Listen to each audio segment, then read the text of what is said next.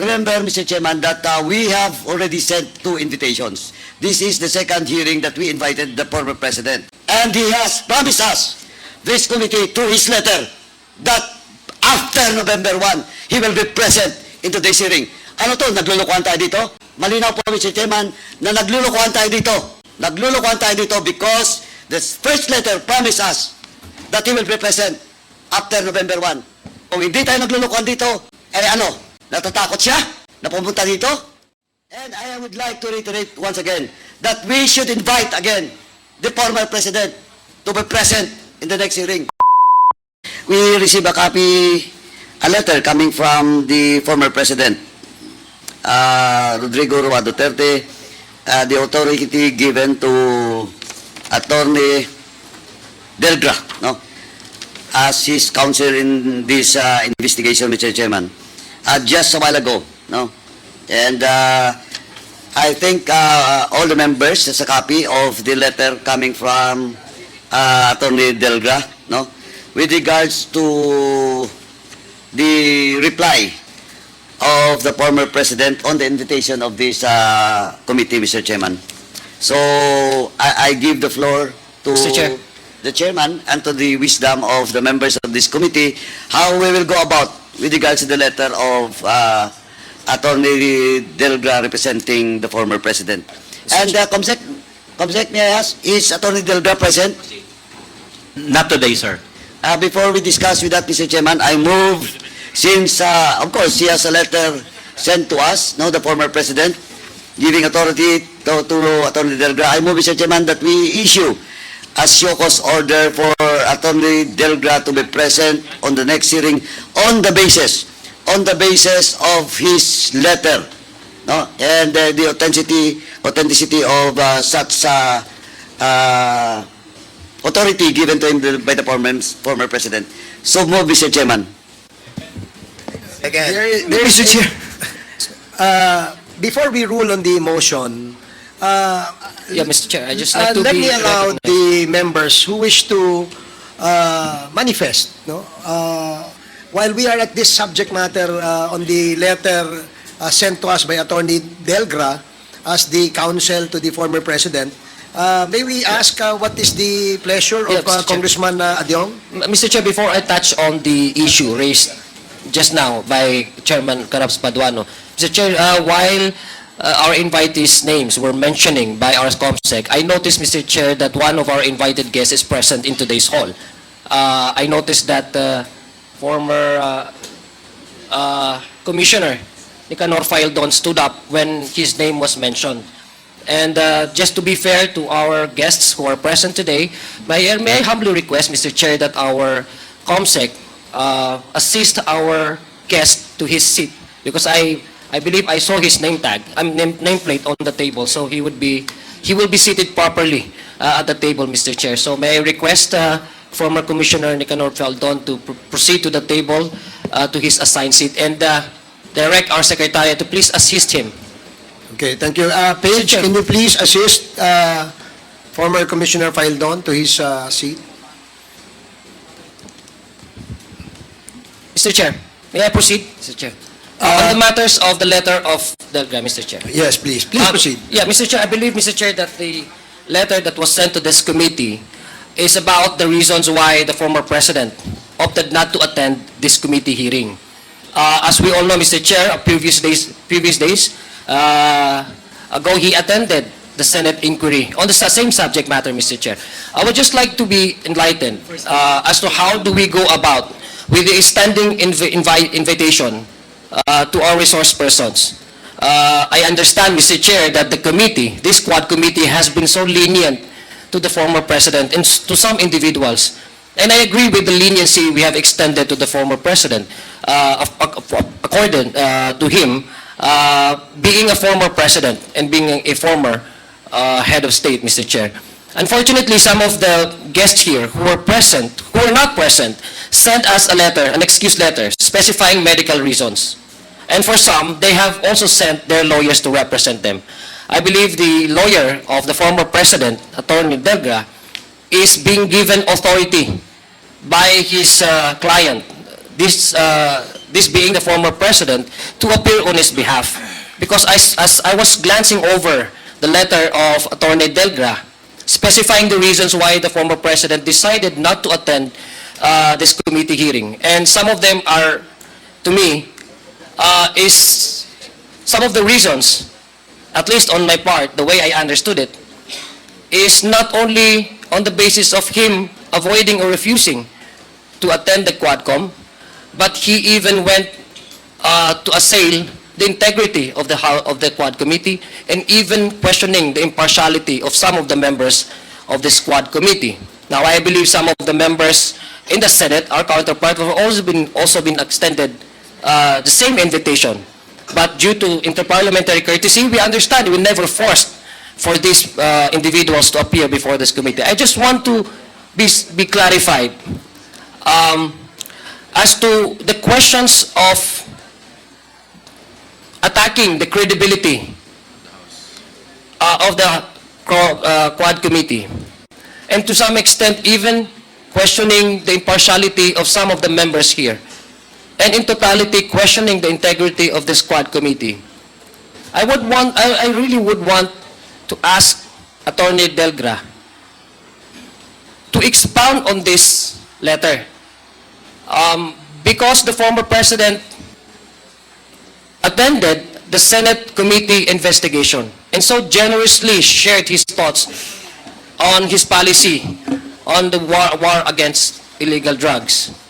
And as I was glancing over the letter, I also noticed that there are even some allegations of subordination, that some of the members here coerced a certain individual to say something which basically inducing perjury. So that is something to me that is cannot be just simply ignored because it borders criminal acts, Mr. Chair. And the third one, Mr. Chair, is that the reason why the former president is not present today, it's because according to his lawyer, he has sufficiently and generously shared his inputs and insights and comments to the Senate subcommittee chaired by Senator Coco Pimentel. But unfortunately, my confusion, Mr. Chair, is that when his allies, his spokesperson was asked about the truthfulness of his responses to the interpellation of one of the members of the Senate, he told the public that it was merely a joke, that the truthfulness of the statements of the former president seems to be in question. Because how can we take something which is a joke? So it makes me, it's difficult for me, Mr. Chair, to just simply take as it is at face value the transcript from the Senate when we do not even know which part of his statements is a joke and which part of his statement is real and true. These questions I would really want to ask to his lawyer. Now again, we don't require the former president to be present because we accorded to him the leniency and the respect that he deserves as a former head of state, as a former president. But then again, these allegations of impartiality, questioning the impartiality of the Quad Committee, assailing the integrity of the Quad Committee, at the very least, Mr. Chair, I really was expecting that Attorney Delgra would be present, and rather than just send to us a simple 3 pages letter. At the very least, he could at least enter his presence here, his attendance, Mr. Chair. So I just want to be clarified on how do we go about with this. Kasi unang-una, Mr. Chair, parang, look at all our invitees here, Mr. Chair. Some of the most important personalities that would give us insights and inputs for this committee to be guided properly and correctly in arriving to a sound judgment once we file before the plenary and report before the plenary, the committee hearing, are not here, are not present. Some of them, bigla na lang sumasakit ang bigla na lang may sumasakit sa mga katawan nila. Some of them are still, meron mga search warrant yung iba. So I just do not want to impress upon the public that these individuals who have served the government, who at some point in time took the oath of allegiance to the Constitution. At alam po natin ito lahat, upholding the Constitution without mental reservation or acts of evasion. The very Constitution that is sworn to uphold and pledge the allegiance to gives us the mandate to constitutionally exercise our oversight function. What they're doing right now, Mr. Chair, is a clear act of evasion. Mr. Chair, I just want to be clarified. How do we go about with this kind of situation? Mr. Chair. Thank you for that manifestation, Congressman Adyong. We will address that concern later when the committee deliberates on the contents of the letter sent to us by Attorney Delgra. Yes, sir. Okay. What is the point of order, Congressman Akop? There was a motion a while ago for Attorney Delgra to be issued a show cause order. But pursuant to our records, we haven't invited him. In accordance with our protocol, an invitation is supposed to be made first, and if he does not appear, a show cause order will be issued by the committees. So, I think we should issue first an invitation to Attorney Delgra for him to appear and show to us yung service engagement agreement that Attorney Delgra has with the President, former President, simply because it will be consistent with our protocols. In the case of Michael Yang, Attorney Raymond Fortun was asked to produce yung agreement po nila ni Mr. Michael Yang at saka si Attorney Fortun. So, Mr. Chair, to be consistent with our protocols, I move that we issue an invitation to Attorney Delgra rather than issuing a show cause order. So move, Mr. Chair. There is a motion to invite Attorney Delgra. Sige. Chairman, Yeah, before we rule with with the the... indulgence of Congressman Akop, because there was a motion that the chair and the committee was about to rule. Now, because of that, there are interjections. And because there are interjections from the co-chairs, we would like to entertain first before we rule. Now, in this case, Congressman Paduano, and then Congressman Dan Fernandez, and then Congressman Ace Barbers.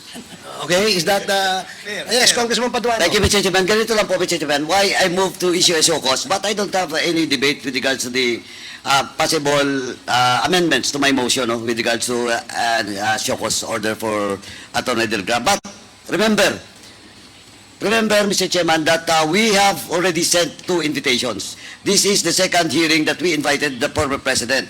And the first invitation was answered by Attorney Delgra, no, for on behalf of the President, in the absence of that authority being requested by this committee through this representation during the last hearing.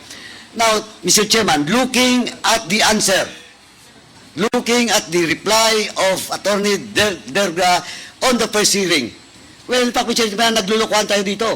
Why? Why? Because the first reply made by Attorney Delgra representing the former President is that the excuse is that the former President needs much rest, and assured this committee that he will be present in the next hearing. At the same time, he has a specific date, Mr. Chairman, given to this committee through this letter, after November 1. And let me read, Mr. Chairman, allow me to read in toto the portion of such reply coming from Attorney Delgra. Hence, my client respectfully requests to defer his appearance before the Honorable Committee scheduled tomorrow. Rest assured of my client's willingness to appear before the House of Representatives on some other available date, preferably after November 1, 2024.